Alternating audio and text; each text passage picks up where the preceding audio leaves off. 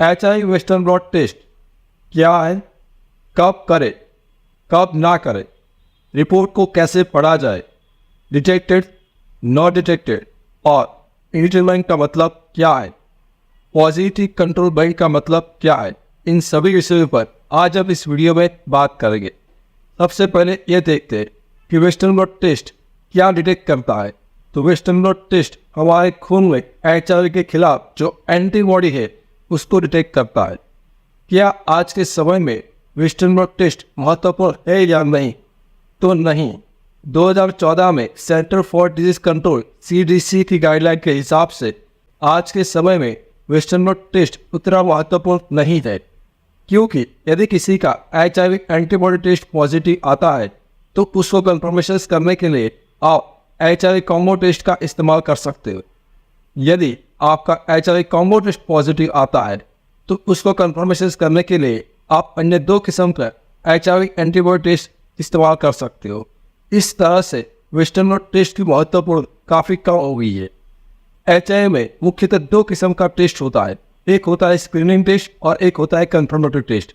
तो याद रखिए, स्क्रीनिंग टेस्ट कौन सा होता है? जो आप पहला टेस्ट कराते हो HIV है कि नहीं उसको मालूम करने के लिए जो टेस्ट कराते हो उसको बोलते हैं स्क्रीनिंग टेस्ट। और यदि किसी का स्क्रीनिंग टेस्ट पॉजिटिव आता है तो पॉजिटिव टेस्ट को कंफर्म करने के लिए जो टेस्ट कराते हो उसको बोलते हैं कंफर्मेटिव टेस्ट। तो आपको western blot as a confirmative test की जरूरत नहीं है। तो फिर वेस्टर्न ब्लॉट टेस्ट किसको और कब कराना चाहिए? तो ये एक थर्ड अपायर जैसा टेस्ट है। यदि किसी का कॉम्बो टेस्ट पॉजिटिव है और एंटीबॉडी टेस्ट नेगेटिव है, या उसका उल्टा एंटीबॉडी टेस्ट पॉजिटिव है और कॉम्बो टेस्ट नेगेटिव है, तो ऐसा डिसीजन नहीं हो सकता। ऐसी कोई सिचुएशन है, सिर्फ और सिर्फ उसी केस में आप HIV वेस्टर्न ब्लॉट टेस्ट का इस्तेमाल कर सकते हो। इस western blot test antibody test है तो उसका विंडो पीरियड कितना रहता है? तो इसका विंडो पीरियड 3 महीने का रहता है। इस रिपोर्ट्स के अंदर रेफरेंस वैल्यू क्या होगी? तो आमतौर पर जिस इंसान को HIV नहीं होगा तो उसके खिलाफ उसका एंटीबॉडी भी नहीं बनेगा, तो उसकी एंटीबॉडी के खिलाफ जो भी रिपोर्ट में लिखा होगा वह होगा antibody band non detected. Non detected normally लिखा होगा, तो नॉन डिटेक्टेड का मतलब है कि HIV नहीं है। तो जो इंसान पॉजिटिव होगा उसमें क्या लिखा होगा? तो उसमें कम से कम एक कैटेगरी के 2 बैंड पॉजिटिव होंगे और दूसरी कैटेगरी से 1 बैंड कम से कम पॉजिटिव होना चाहिए।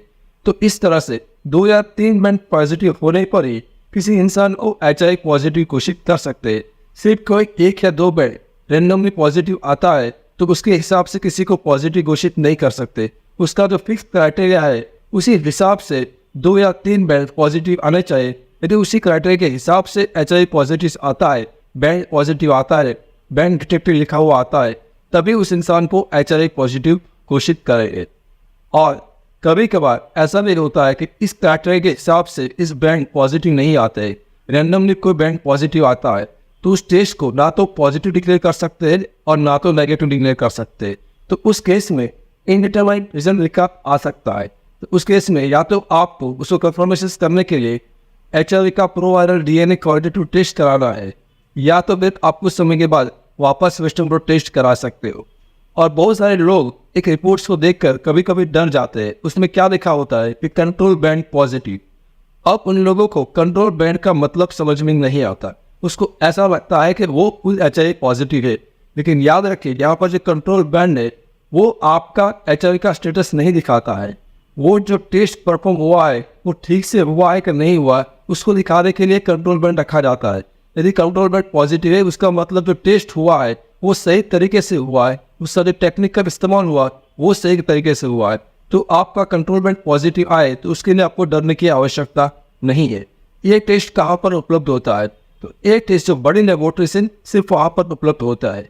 इस टेस्ट का रिजल्ट आने में आपको 2 दिन से लेकर 5 दिन का वक्त लग सकता है। इसका खर्चा आप 1500 से लेकर 3500 रुपये तक हो सकता है।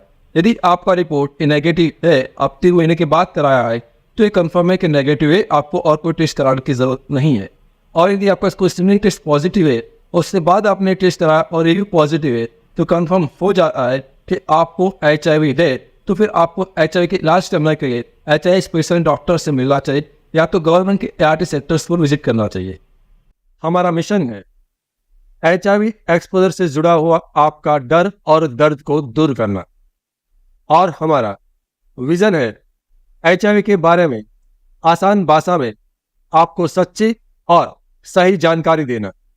एक चेतावनी, एक्सपोजर से 3 दिन के भीतर PEP यानी कि पोस्ट एक्सपोजर प्रोफाइलैक्सिस मेडिसिन का इस्तेमाल से HIV होने से हम उसको रोक सकते हैं, लेकिन एक्सपोजर से 3 दिन के बाद किसी भी किस्म की दवाई, आयुर्वेदिक हो, एलोपैथी हो, ART मेडिसिन हो, होम्योपैथिक मेडिसिन हो, जीन थेरापी हो या अन्य किसी किस्म की मेडिसिन या हर्बल दवाई हो, उससे HIV को नहीं रोका जा सकता। और HIV window period treatment, HIV window period medicine और विंडो पीरियड ट्रीटमेंट, ऐसा कोई शब्द दुनिया की किसी भी किस्म की किताब में नहीं है, किसी किस्म की गाइडलाइन में भी नहीं है। तो इस किस्म का किसी दवाई का प्रयोग ना करें और अपने आप को स्वास्थ्य और पैसे के रूप में होने वाले नुकसान से बचें। मैं HIV AIDS specialist doctor Ketan Ranpariya पिछले 17 सालों में 12,000 से भी अधिक पेशेंट का कंसल्टेशन कर चुका हूं। यह चैनल HIV के एक्सपर्ट डॉक्टर द्वारा संचालित है और यहां पर जानकारी विज्ञान के आधार पर दी जाती है।